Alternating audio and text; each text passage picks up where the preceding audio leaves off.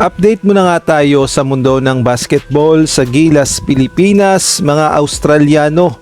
Masyadong minaliit ang Gilas Pilipinas at hindi daw mananalo sa kanilang national team.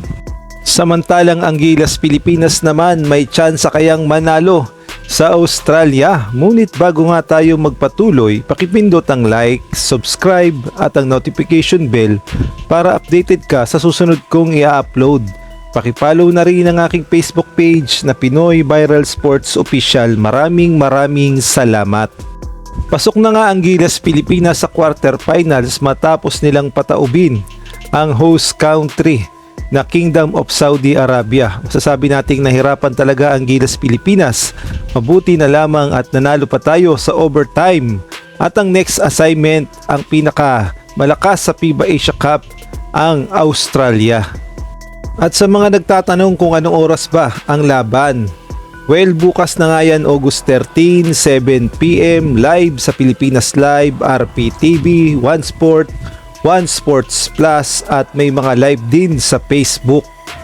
At ito na nga ang pinakamabigat na hamon para sa Gilas Pilipinas, ang makaharap ang Australia na 2 times champion sa FIBA Asia Cup.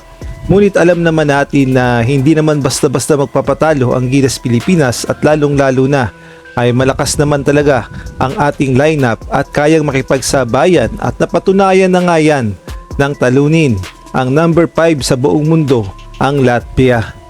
Ngunit ibang klaseng hamon talaga ang sa Australia dahil kung ating babalikan ang FIBA World Cup Qualifiers 2018, dito nga nagsimula ang matinding gulo sa pagitan ng Gilas Pilipinas at Australia at nakatatak na nga yan sa buong mundo sa history ng basketball at nagkaroon na rin ng lamat sa kaisipan ng mga fans na kapag sinabing Gilas versus Australia ay paniguradong suntukan at gulo, lalong-lalo na itong mga Australiano na masyadong minamaliit ang Gilas Pilipinas at sa social media nga ibinabanata ng Gilas at kung ano-ano ang kanilang sinasabi na hindi daw mananalo ang Gilas Pilipinas sa kanilang national team, paglalaruan, dudurugin, tatambakan lang daw ng Australia ang ating Gilas Pilipinas.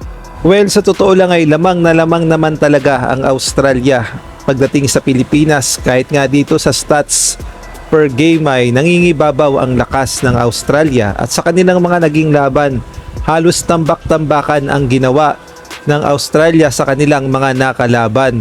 Yung Lebanon lang naman talaga ang medyo dumikit ng kaunti dito sa Australia. Kaya naman matinding hamon talaga yan kay Coach Tim Cone kung paanong game plan ang gagawin at sa Gilas Pilipinas kung paano ba ang kanilang gagawin upang sabayan ang lakas ng Australia. Ngunit alam naman natin na palaban ang Gilas Pilipinas at nanggugulat tayo ng buong mundo. At malay natin magulat ang Australia at ang Gilas Pilipinas pa ang makapasok sa semifinals. Kaya naman laban Pilipinas, puso!